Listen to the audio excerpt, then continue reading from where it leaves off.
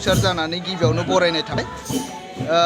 बे समाव बे गामियावहाय भिलुगुरि बरफाम तिनिआलि पुरुनिगाव बेयावहाय रायजो जाबोनाया 100 बोसोर जाबाय होननानै खोनानो मोन्दों बे समाव सिगां मादैलाहा माबाफोर धोरोम सिबियोमोन नामा?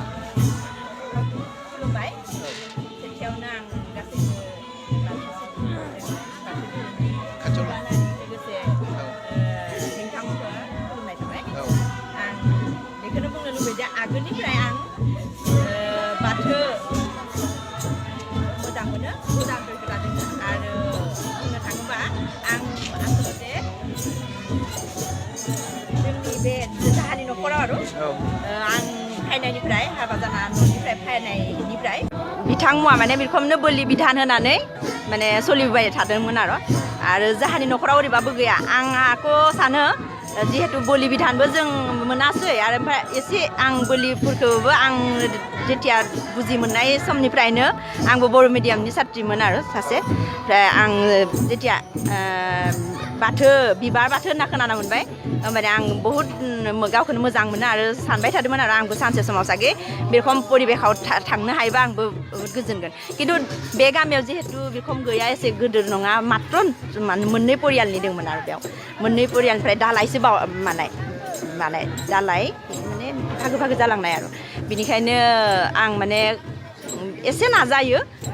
जे जों खौसे जालायनानै बे आगोलनि गोजामखौ माहाय दोनथ'नानै दानिया जिहेतु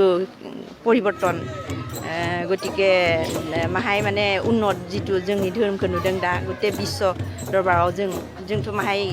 मिथिना मोन्दों जिहेतु जों बेखौ दोनथ'नानै जों गोदान दाजों जों परिबेकजों मिलिनाय बेयाव थांनो नांगौ होननानै आं केइबाबारु माने बिथांमोनखौ माने आर'ज गाबदोंमोन आरो जे थांनो हायोबा जोंबो खौसे लोगोसे आरो थांनो हायोबा मोजां जागोन होननानै सानदोंमोन आरो जों खौसे जिहेतु जों जहाय दोंलायो जों गासैबो जुदि थांनो हायो जोंनि कार'ना मोजां जागोन खिन्थु आं खननै खनथाममान बेखौ माहाय बुंदोंमोन आरो बिथांमोनखौ जोंनि बेयाव थानाय जिखिनि जों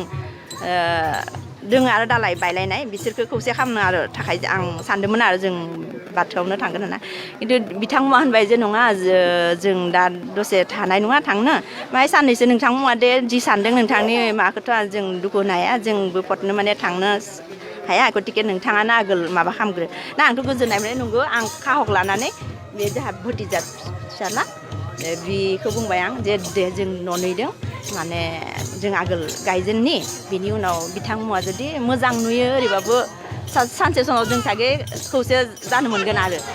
दाबो खौसेयानो दङ बिसोरबो सापर्ट होगासिनो दङ खालि फटनो माने दिनै गायसननाय फोरबोआ जों न'नैयाल' जाबाय आरो बिथांमोनाबो सापर्ट दङ सहजुग दङ सानसे समाव सागे बिथांमोनाबो निस्सय लागोन आंहा माने बिसास गतिके बिश्वनाथ जिल्ला दुलाराय बाथौ गौथुमनि सिङाव थानाय दुलाराय बाथौ गौथुमनि जितु बिबानगिरिफोर बिथांमोना फैनानै नोंथांनि न'आव जितु सिजौ गायसनफैबाय दा बे सिजौ गायसनफैनायाव नोंथाङा बिथांमोननिसिम माबायदि साबायखर होगोन आरो नोंनि गोसोआव माबायदि मोन्दों दिनै एकदम रोजा रोजा साबायखर आं साननानै मिथियाखैयानोमोन आं जे आंनि न'आव जे बे